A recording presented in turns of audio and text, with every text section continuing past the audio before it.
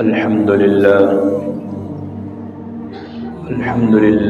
الذي لم يتخذ ولدا ولم يكن له شريك في الملك وخلق كل شيء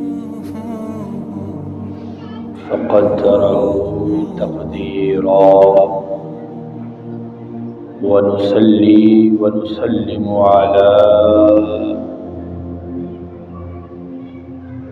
على النبي الأمي المرسل كافة للناس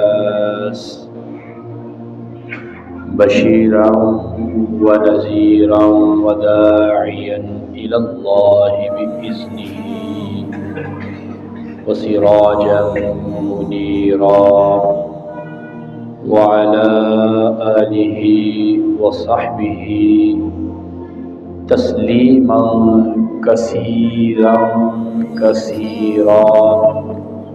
أما بعد، فأعوذ بالله من الشيطان الرجيم. بسم الله الرحمن الرحيم. سبحان الذي أسرى بعبده ليلا من المسجد الحرام إلى المسجد الأقصى. قال الله تبارك وتعالى في القرآن المجيد والفرقان الحميد.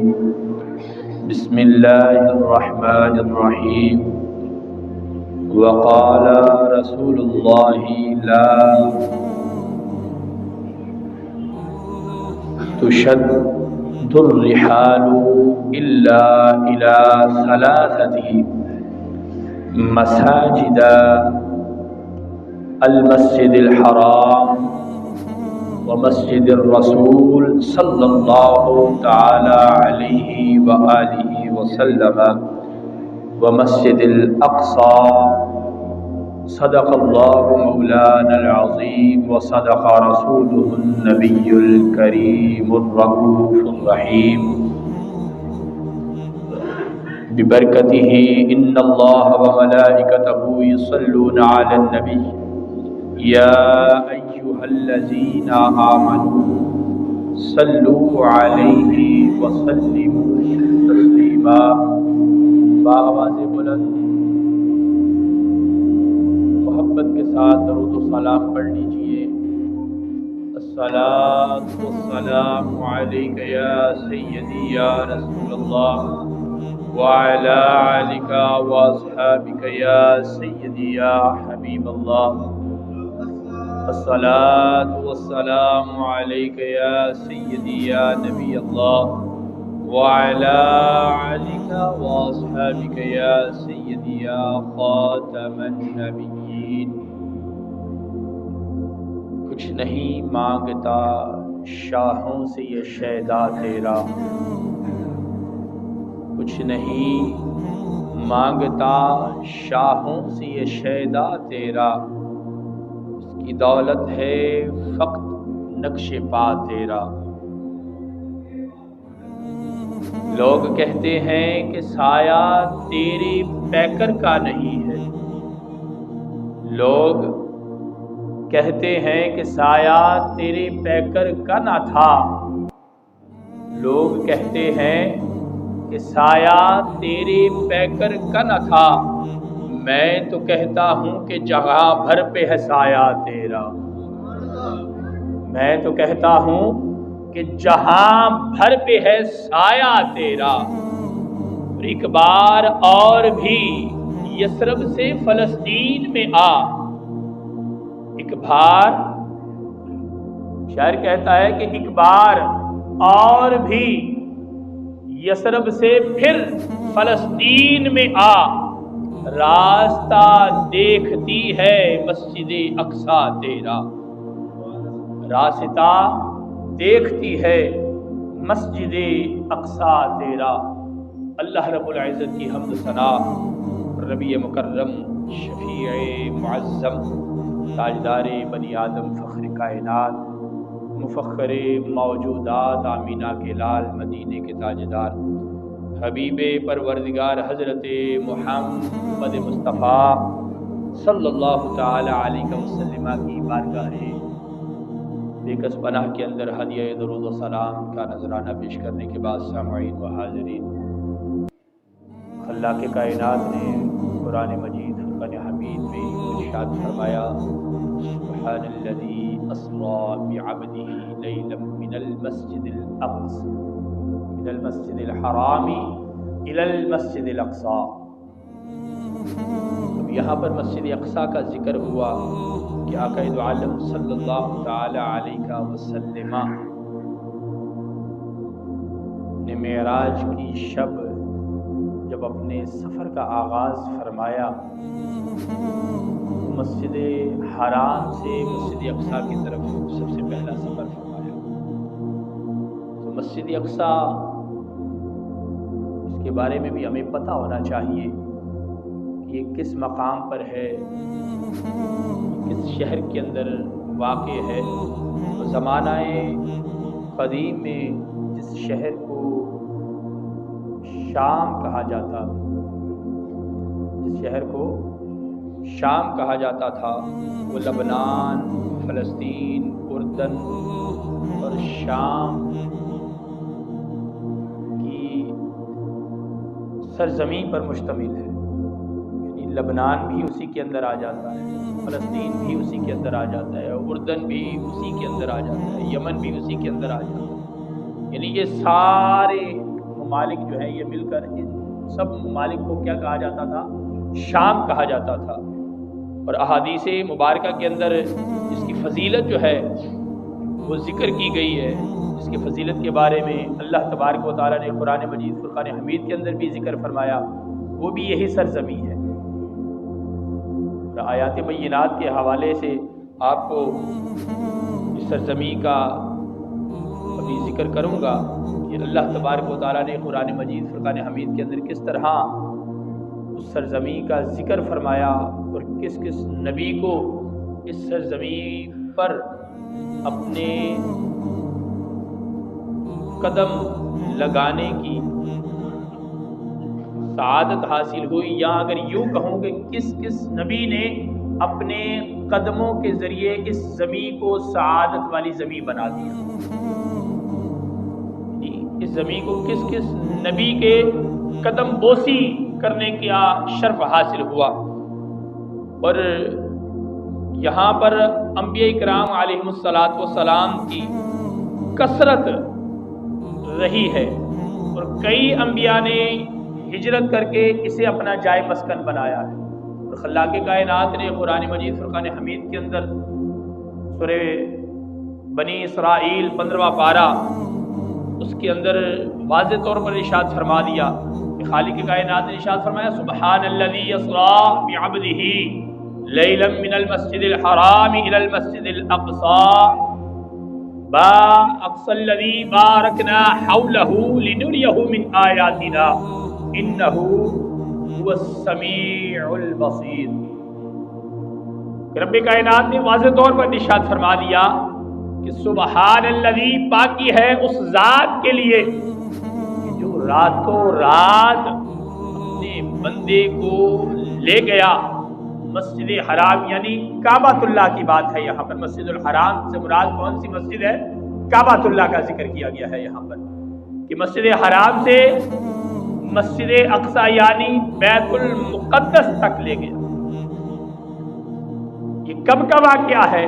کہ جب آقا دو عالم صلی اللہ تعالی علیہ وسلم کو معراج ہوئی، معراج کے سفر کا آغاز اللہ تبارک و تعالیٰ نے محبوب علی نبینا علیہ السلام کو جو کروایا، وہ مسجد حرام سے آغاز ہوا اور مسجد اقصی پر پہنچے۔ یہ پہلا پڑاؤ ہوا، اور مسجد اقصی کے اندر آقا دو عالم صلی اللہ تعالی علیہ وسلم نے انبیاء کرام علیہم السلام کی جماعت کروائی، اور امامت کا شرف اللہ تبارک و تعالیٰ نے اپنے حبیب علی نبینا علیہ السلام کو عطا فرمایا۔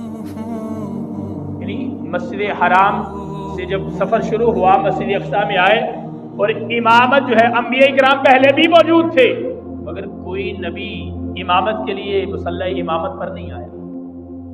انتظار ہو رہا تھا دلہے کا، انتظار ہو رہا تھا اس بزم کے دلہے کا، اور اس بزم کا دلہا کون تھا کہ جس بزم کے اندر سننے والوں میں، مقتدیوں میں اللہ تبارک و تعالیٰ کے تمام انبیاء شامل ہیں، اور اس بزم کا دلہا کون ہے؟ تیرے اور میرے آقا و مولا امام الانبیاء حضرت محمد مصطفیٰ صلی اللہ تعالی علیہ وسلم کی ذات گرامی، حضور علی نبینا وعلیہ الصلوۃ والسلام اس بزم کے دلہا ہے، اس جماعت کے سردار ہیں،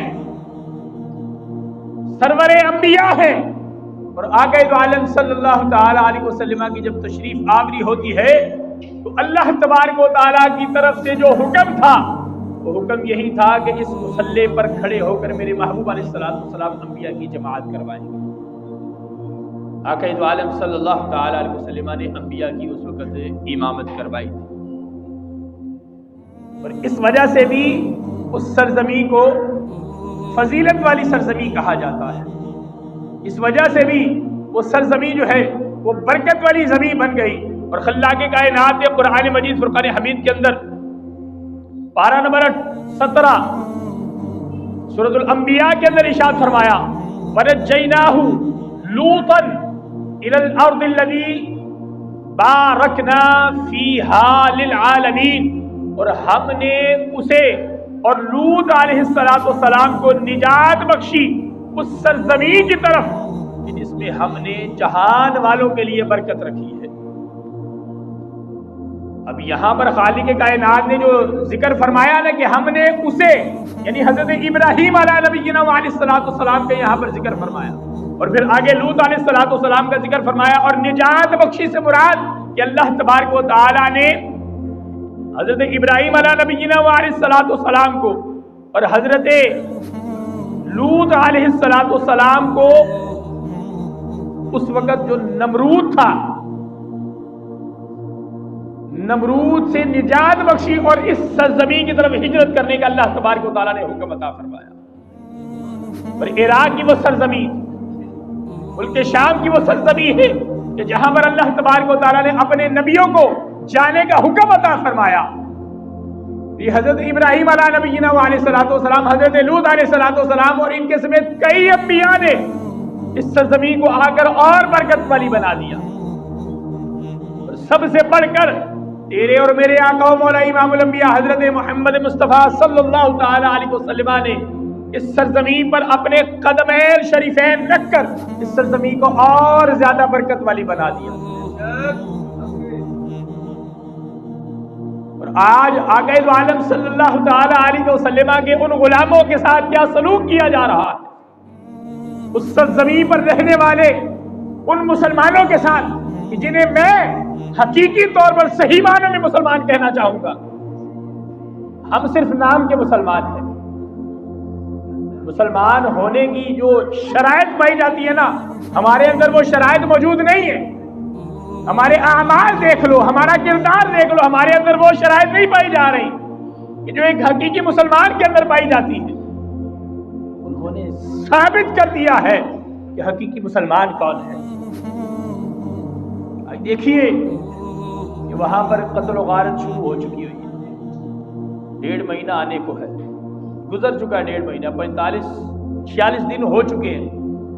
وہاں پر جو اس وقت معاملات چل رہے ہیں ہم صرف اپنی زبانوں سے کہہ رہے ہیں، مگر عملی طور پر ہم کچھ بھی کر کر دکھا نہیں رہے۔ عملی طور پر ہمارے پاس کرنے کے لیے کچھ بھی نہیں ہے۔ ہاں، عملی طور پر جو ہم کر سکتے ہیں، عملی طور پر ہم لوگ جو کچھ کر سکتے ہیں، اگر حقیقی معنوں میں یقین مانیے، اگر ہم کرنا شروع کر دینا تو وہ ایک دن کے اندر ہی گھٹنے ٹیکنے پر مجبور ہو جائیں گے۔ اگر ہم 57 ممالک ان کی اشیاء کا، اسرائیل کی بنائی ہوئی تمام پروڈکٹس کا بائیکاٹ کر دینا۔ میں بھی کل دیکھ رہا تھا کہ میکڈونلڈ کا لوگوں نے بائیکاٹ کرنا شروع کر دیا ہے، اور انہوں نے لوگوں کو اپنی طرف کھینچنے کے لیے، انہوں نے لوگوں کو اپنی طرف مائل کرنے کے لیے، اپنی طرف واپس بلوانے کے لیے کہ چیزوں کے ریٹ آدھے سے بھی کم کر دیے ہیں۔ چیزوں کے ریٹ اگر کوئی چیز مثال کے طور پر ایک آئس کریم ان کے پاس مل رہی ہے، وہ 500 کی مل رہی تھی، وہ اس وقت اس آئس کریم کی قیمت وہ 200 روپیہ ہے، کہ لوگ ہماری طرف واپس کھینچا ہے۔ لوگوں کا رجحان جو ہماری طرف سے ہٹنا شروع ہو گیا ہے، ان کا رجحان ہماری طرف سے ہٹے نہیں، بلکہ لوگ ہمارے پاس جیسے پہلے آ رہے تھے اسی انداز میں واپس آنا شروع ہو جائے۔ وہی جن کے دل کے اندر عشق مصطفیٰ بس جائے نا، وہ ان یہود و نصارہ کے پیسوں پر پلنے والے نہیں ہوتے۔ ان کی قیمت جو ہے بازار مصطفیٰ میں لگ چکی ہے۔ ان کی قیمت کہاں لگ چکی ہے؟ بازار مصطفیٰ میں۔ مجھے یہاں پر شاہ احمد نورانی صدیقی رحمہ اللہ تعالی علیہ آپ کا وہ واقعہ یاد آ گیا کہ جب آپ کے پاس قادیانی 50 لاکھ روپیہ اور ایک میرے جو سننے میں آیا ہے کہ 1 کروڑ کی بھی آفر کروائی گئی تھی، یہ اس وقت کی بات ہے کہ آپ نے جو موقف بیان کیا ہے، آپ اپنے اس موقف کے اندر تھوڑی سی نرمی کر دیں، ہٹے نہیں، صرف اس کے اندر تھوڑی سی نرمی کر دیں تو یہ 50 لاکھ روپیہ ہماری طرف سے آپ نذرانہ قبول کر لیں۔ تو حضرت علامہ شاہ احمد نورانی صدیقی علیہ رحمہ آپ نے بڑے ہی خوبصورت جملے ارشاد فرمائے۔ آپ نے فرمایا تم لوگوں نے آنے میں تھوڑی دیری کر دی ہے، میں پہلے ہی بک چکا ہوں، تم لوگوں نے آنے میں دیری کر دی ہے، میری قیمت پہلے ہی لگ چکی ہے۔ وہ کہتے ہیں کہ جی حضور آپ کو ہم سے پہلے کس نے خرید لیا؟ آپ نے فرمایا جس نے خریدا ہے وہ کوئی اور نہیں، وہ نبیوں کے شہنشاہ، وہ تاجدار انبیاء کی ذات ہے۔ میں بازار مصطفیٰ میں بک چکا ہوا ہوں، اب تم لوگ مجھے خرید نہیں سکتے۔ یار یہ ہمارے اسلاف ہیں کہ جو جب جس موقع پر کھڑے ہو جاتے تھے پھر ڈٹ جایا کرتے تھے۔ کیا ہم نہیں ڈٹ سکتے؟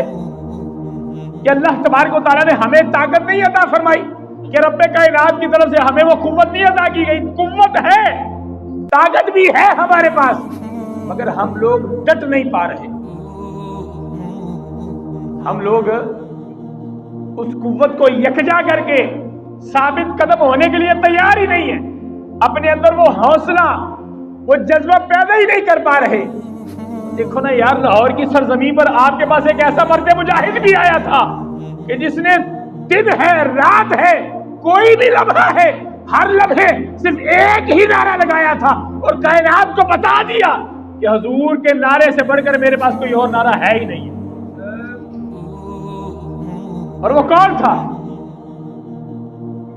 فیض آباد کے اندر 104 بخار کی حالت میں بھی لبیک لبیک کی صدائیں بلند ہو رہی ہیں اور لوگوں کو بتا دیا کہ یہ بیماری کیا چیز ہے۔ حضور کی جان کے آگے میں اپنی جان بھی قربان کرنے کے لیے تیار ہوں، حضور کے نام کی خاطر اپنی جان بھی قربان ہے۔ یار کیا ہم حضور کی خاطر یہ چیزیں ان کی پروڈکٹ نہیں چھوڑ سکتے؟ کیا ہم ان کی چیزوں کا بائیکاٹ نہیں کر سکتے؟ کیا ہم ان لوگوں کی چیزوں کا بائیکاٹ نہیں کر سکتے؟ اگر ہم ان لوگوں کی چیزوں کا بائیکاٹ کریں، معاملہ کیا ہے؟ صرف ہم یہی سوچتے ہیں کہ یار ان کی پروڈکٹس جو ہیں، ان کی جو اشیاء ہیں، ان اشیاء کے اندر ہر چیز خالص ہے۔ کیا ہے؟ ہر چیز ایک نمبر ہے۔ یار اگر ہم لوگ اپنے وطن کی بنائی ہوئی چیزوں کو، اپنے پاکستانیوں کی بنائی ہوئی چیزوں کا استعمال شروع کریں گے تو یار یہ بھی ایک نمبر بنانا شروع کر دیں گے۔ ہو سکتا ہے ایسا کہ نہیں ہو سکتا، مگر ہم لوگ اپنوں کو پروموٹ ہی نہیں کرنا چاہتے، ہم لوگ اپنوں کو پروموٹ کرنا ہی نہیں چاہتے، اپنوں کی تو ہم ٹانگیں کھینچتے ہیں۔ ولا بابا جی علیہ رحمہ کا اس سے مبارکہ گزرا ہے نا، سعد بھائی اللہ تبارک و تعالی آپ کو اور عزت عطا فرمائے، آپ نے واضح طور پر یہ بات ذکر کر دی ہے اور ایک ایک چیز کا نام لے کر آپ نے بتایا کہ اس چیز کا بائیکاٹ کرو، اس کے مد مقابل یہ چیز ہمارے پاس موجود ہے، اس کا بائیکاٹ کرو، اس کے مد مقابل یہ چیز ہمارے پاس موجود ہے، مگر ہم لوگ پھر بھی کوشش نہیں کر پا رہے۔ اللہ تبارک و تعالیٰ نے واضح طور پر یار قرآن پاک کے اندر ہمیں فرما دیا ہے، احادیث مبارکہ کے اندر واضح طور پر محبوب علی نبینا علیہ الصلوۃ والسلام نے ان یہود و نصارہ کے بارے میں بتلا دیا ہے یہ کہ بھئی ہمارے دوست بن ہی نہیں سکتے، کہ بن سکتے ہیں یہ ہمارے دوست؟ اپنوں کی فکر اپنوں نے کرنی ہے کہ بیگانوں نے آگے کرنی ہے۔ مثال اس کی یوں لے لیجئے کہ کہ اپنے بھائی کی تکلیف کے اندر درد مجھے ہوگا کہ میرے کسی بیگانے کو ہوگا؟ تکلیف مجھے ہوگی نا، یار میرا بھائی ہے۔ آپ کے باپ کی بیماری کی حالت میں جتنی تکلیف آپ کو اتنی تکلیف مجھے محسوس نہیں ہوگی۔ کیوں؟ کیونکہ میں اس باپ کا جایا نہیں ہوں۔ جس باپ کا میں جایا ہوں نا، اس باپ کی تکلیف مجھے اپنی تکلیف محسوس ہوگی۔ یار وہ ہمارے بھائی ہیں، چھوٹے چھوٹے بچوں کو کاٹا جا رہا ہے، چھوٹے چھوٹے بچوں کو، بہنوں کی عزتوں کو پامال کیا جا رہا ہے۔ ان مسلمانوں کے اندر ابھی بھی غیرت باقی ہے۔ انہوں نے ابھی یہ امریکہ کی طرف سے ایک معاہدہ ہوا، اس معاہدے کے مطابق جناب جو آپ کے پاس ہمارے قیدی موجود ہیں ان قیدیوں کو رہا کر دیں۔ انہوں نے پتہ کن کو رہا کیا ہے؟ ہمارے فلسطینی بھائیوں نے چھوٹے بچوں کو رہا کیا ہے۔ جو ان کی عورتیں ہیں ان عورتوں کو رہا کیا ہے، بوڑھوں کو رہا کیا ہے، جوانوں کو اور سپاہیوں کو انہوں نے رہا نہیں کیا، اور بتایا ہے کہ جنگ کا یہ اسلوب ہوتا ہے۔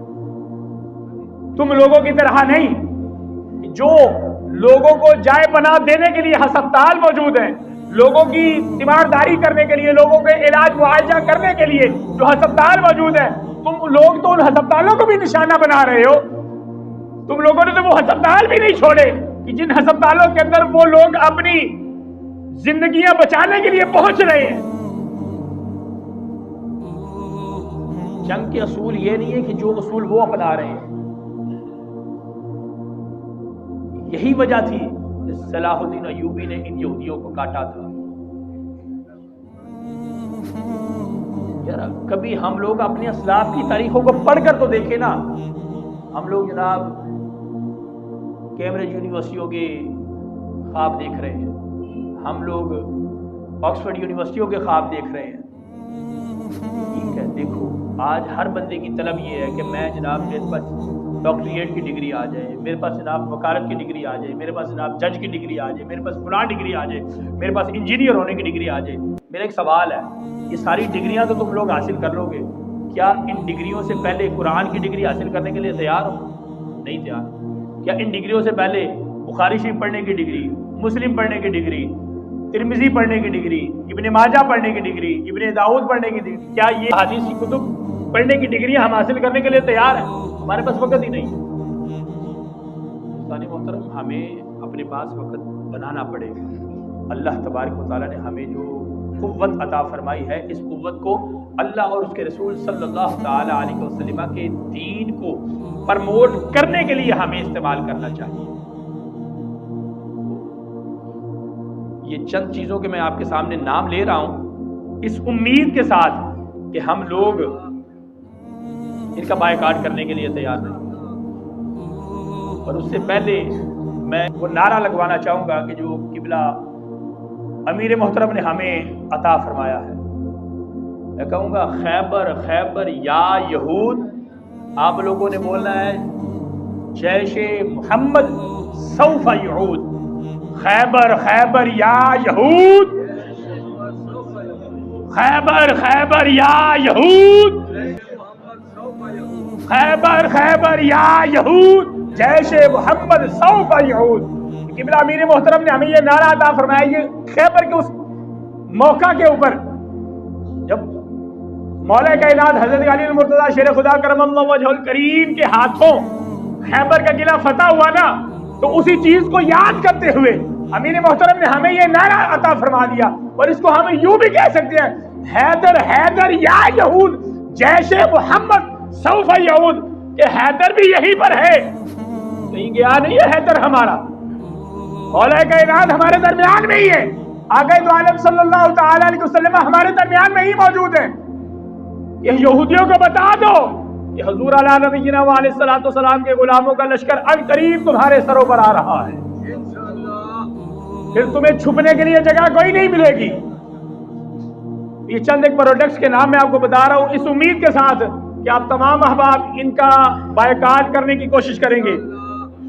کوکو کولا کی بوتل ہے، میکڈونلڈ ہے، یونیلیور، لو بسکٹ ہے، والز آئس کریم یہ کمپنی ہے ان کی، اوریو بسکٹ ہے، سلائس جوس ہے، لیز، سرف ایکسل، کنور، ملک پیک دودھ ہے، لپٹن چائے ہے، KFC، ہیڈ اینڈ شولڈر یہ شیمپو ہے، نیڈو دودھ جو بچوں کو جناب چھوٹے بچوں کو پلایا جاتا ہے ان کی گروتھ بڑھانے کے لیے، اور اس گروتھ کے ساتھ ساتھ وہ ہمارے اندر سے غیرت ایمانی نکال رہے ہیں.